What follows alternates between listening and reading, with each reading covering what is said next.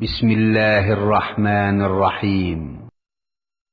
وزارة الشؤون الإسلامية والأوقاف والدعوة والإرشاد بالمملكة العربية السعودية.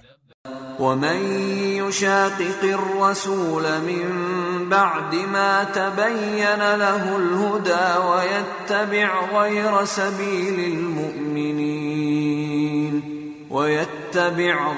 سبيل المؤمنين نوله ما تولى ونصله جهنم وساءت مصيرا.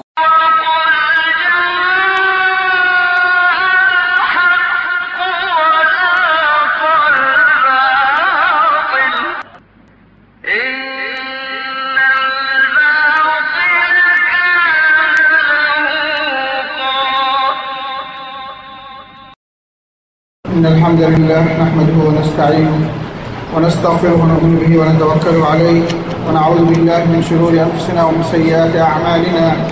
من يهد الله فلا مضل له ومن يضلل فلا هادي له، وأشهد أن لا إله إلا الله وحده لا شريك له، وأشهد أن محمدا عبده ورسوله صلى الله عليه وسلم تسليما كثيرا كثيرا. يا أيها الذين آمنوا اتقوا الله حق تقاته ولا تموتن إلا وأنتم مسلمون. يا أيها الناس اتقوا ربكم الذي خلقكم من نفس واحدة وخلق منها زوجها وبث منهما رجالا كثيرا ونساء، واتقوا الله الذي تساءلون به والأرحام إن الله كان عليكم رقيبا. يا أيها الذين آمنوا اتقوا الله وقولوا قولا سديدا يصلح لكم أعمالكم ويغفر لكم ذنوبكم، ومن يطع الله ورسوله فقد فاز فوزا عظيما. أما بعد، فإن خير الحديث كتاب الله، وخير الهدي هدي محمد صلى الله عليه وسلم، وشر الأمور محدثاتها، وكل محدثة بدعة، وكل بدعة ضلالة، وكل ضلالة في النار. ثم أما بعد، فأعوذ بالله من الشيطان الرجيم. وما خلقنا السماوات والأرض وما بينهما لاعبين ما خلقناهما إلا بالحق ولكن أكثرهم لا يعلمون. উপস্থিত সম্মানিত পরিচালক, মেহমান বৃন্দ এবং আমার সম্মানিত দিনী ভাইরা, আসসালামু আলাইকুম ওয়া রাহমাতুল্লাহি ওয়া বারাকাতুহু।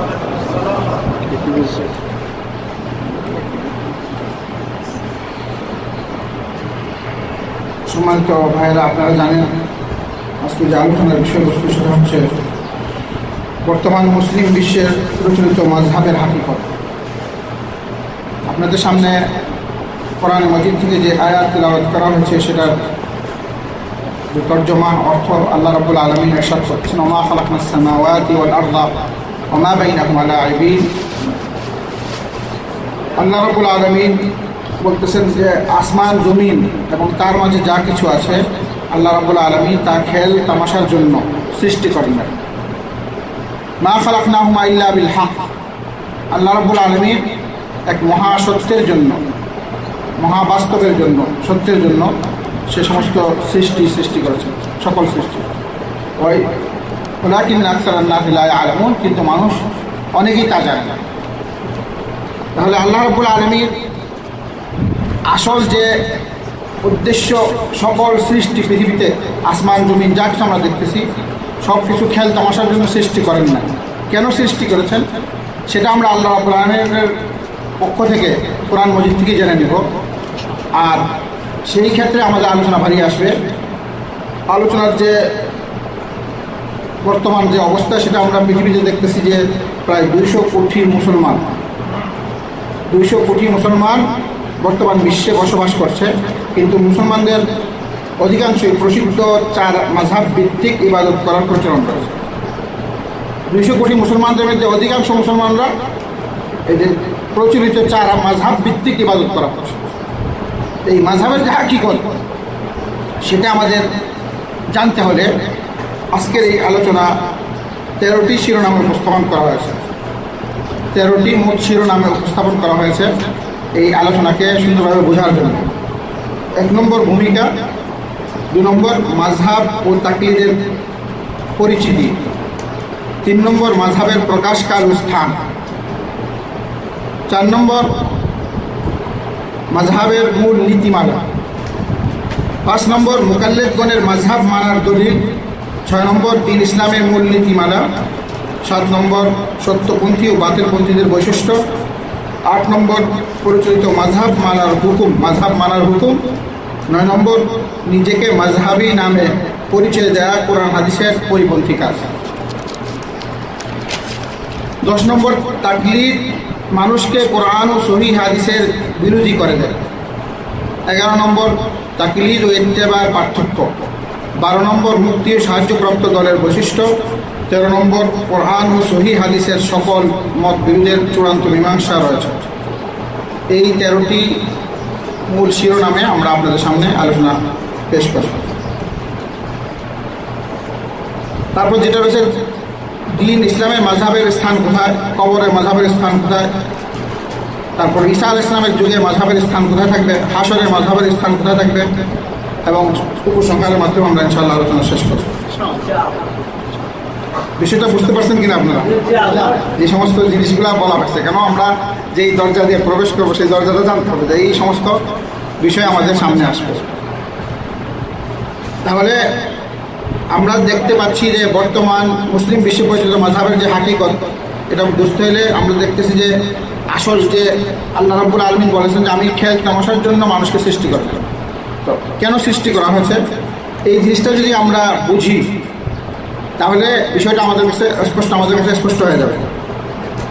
তো 1 নম্বর আমাদের জানা দরকার ইবাদতের হাকিকত, দ্বীন ইসলামের হাকিকত, সহিহ সুন্নতের হাকিকত।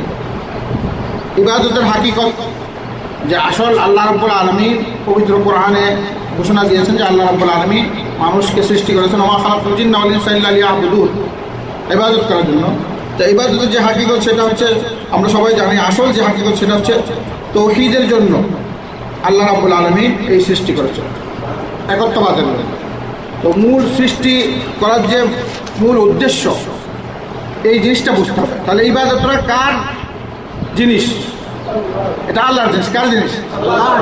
সেই ইবাদতের ক্ষেত্রে এখন যদি আপনি মাযহাব ভিত্তিক ইবাদত করেন বা মন গড়া ইবাদত করেন, কারণ ইবাদতটা আল্লাহ, তাহলে আল্লাহর মর্জি মতো ইবাদত করতে। কার মর্জি মতো? আল্লাহ। এই জিনিসটা যদি আমরা বুঝে ফেলি তাহলে আমাদের মধ্যে কোনো ধরনের সন্দেহ সংশয় থাকবে না। এই জিনিসটা বুঝতে হবে। এখন কেন আল্লাহ রাব্বুল আমাদেরকে সৃষ্টি করেছেন আল্লাহ তাআলা বলতেছেন পবিত্র কোরআনে সূরা মুমিনুনের 115 এবং 116 নম্বর আয়াতে, আউযু বিল্লাহি মিনাশ শাইতানির রাজীম আফাহাসিবতুম আন্নামা খালাকনাকুম আবাসান ওয়া আন্নাকুম ইলাইনা লা তুরজাউন ফাতাআলাল্লাহুল মালিকুল হক লা ইলাহা ইল্লা হুয়া রাব্বুল আরশিল কারীম। তাহলে আল্লাহ রাব্বুল আলামিন বলছেন আফাহাসিব, তোমরা কি চিন্তা করতেছো, তোমরা কি এই মনে করে বসে আছো যে তোমাদেরকে আমি অযথা সৃষ্টি করেছি? তাহলে এই ধারণাটা অত্যন্ত মারাত্মক ধারণা। আল্লাহ রাব্বুল আলামিন আমাদেরকে অযথা সৃষ্টি করেন না। আল্লাহ তাআলা বলেন, এর থেকে আল্লাহ তাআলা অনেক পবিত্র, ফাতাআলাল্লাহুল মালিকুল হক। আল্লাহ রাব্বুল আলামিন সত্য বাদশা, যিনি রাজত্বের অধিকারী, লা ইলাহা ইল্লাহু, তিনি ছাড়া আর কোনো মাবুদ নেই, আর তিনি সম্মানিত আরশের অধিপতি, সম্মানিত আরশের অধিপতি। তাহলে এই সূরা মুমিনুনের 115 এবং 16 নম্বর আয়াতে আল্লাহ রাব্বুল আলামিন এই জিনিসটা স্পষ্ট করে দিয়েছেন যে তোমাদেরকে আমি অযথা সৃষ্টি করি না, একটা মহান উদ্দেশ্যে আমাদেরকে সৃষ্টি করা হয়েছে। আর এখানে আল্লাহ তাআলা বলতেছেন ওয়ামা খালাকনাস সামাওয়াতি ওয়াল আরদা ওয়ামা বাইনাহুমা ইল্লা বিল হক ওয়া ইন্নাস সাআতা লাআতিয়াতুন ফাসফাহিস সাফহাল জামিল। সূরা হিজরের 85 নম্বর আয়াতে এখানে আল্লাহ তাআলা বলতেছেন যে আমি আসমান জমিন এবং তার মাঝে যা কিছু আছে সৃষ্টি করেছি ইল্লা বিল হক, হকের জন্য। আর এই হকটা প্রকাশ পাবে শীঘ্রই, কিয়ামত এসে যাবে, কিয়ামতের দিন সেটা প্রকাশ পেয়ে যাবে। সেই হকটা কি? সেটা তাওহীদ। সেটা কি? তাওহীদ। এইভাবে আল্লাহ রাব্বুল আলামিন সর্বশেষ কথা যেটা ক্লিয়ার করে বলে দিচ্ছেন সেটা হচ্ছে সূরা বাকারার 23 নম্বর আয়াত। সূরা বাকারার 23 নম্বর আল্লাহ তাআলা বলতেছেন আউযু বিল্লাহি মিনাশ শাইতানির রাজীম ইয়া আইয়ুহান নাসু উবুদু রাব্বাকুমুল্লাযী খালাকাকুম ওয়াল্লাযীনা মিন ক্বাবলিকুম লাআল্লাকুম তাত্তাকুন الذي جعل لكم الأرض فراشا والسماء بناء وأنزل من السماء ماء فأخرج به من الثمرات رزقا لكم فلا تجعلوا لله أندادا وأنتم تعلمون পূর্বের আয়াতগুলোতে আল্লাহ রাব্বুল আলামিন সৃষ্টির যে বেহুদা সৃষ্টি করেন না, এটা আমাদেরকে ধারণা দিয়েছে। আর এখন আল্লাহ রাব্বুল আলামিন স্বয়ং আমাদেরকে আদেশ করতেছেন। আল্লাহ রাব্বুল আলামিন সূরা যারিয়াতের 56 নম্বর আয়াতে বলছেন যে ওমা খালাকতুল জিন্না ওয়াল ইনসা ইল্লা লিয়াবুদুন, সংবাদ দিয়েছেন। এর পূর্বে বলেছেন যে অযথা সৃষ্টি করেন নাই।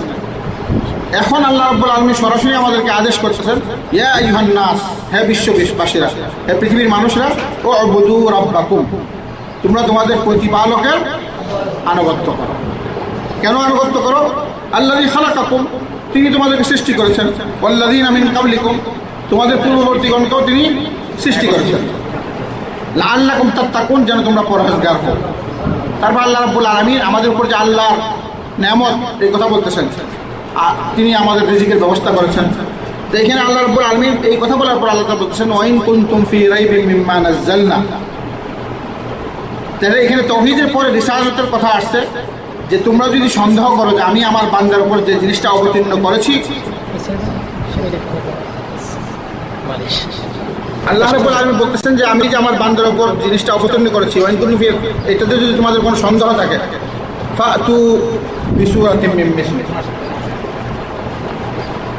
এই যে বিধান আমি অবতীর্ণ করেছি, আর এখানে বিশ্ববাসীর হেদায়েতের কথা যে বর্ণনা করে দেওয়া হয়েছে, এই ব্যাপারে যদি তোমাদের কোনো ধরনের সন্দেহ থাকে, তাহলে এই কোরআনের মতো তোমরা একটা কোরআন সৃষ্টি করো বা একটা সূরা সৃষ্টি করো। আল্লাহ রাব্বুল আলামিন এই আয়াতের মাধ্যমে বিশ্ববাসীকে চ্যালেঞ্জ করেছে। তাহলে যে মূল উদ্দেশ্য সেটা হচ্ছে আল্লাহ রাব্বুল আলামিনের ইবাদত করা।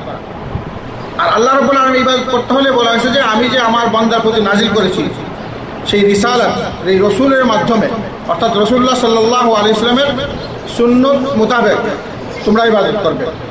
এই কথাটাই আল্লাহ রাব্বুল আলামিন পুরো কোরআনে মানুষকে বুঝাইয়েছেন। তাহলে আমরা যদি এই জিনিসটা বুঝি, তাহলে বুঝতে হবে যে এখানে মাযহাবের কোনো অবকাশ নেই বা মন গড়া কোনো লোকের অবকাশ নেই, কারণ ইবাদত করবো রব্বুল আলামিনের কার।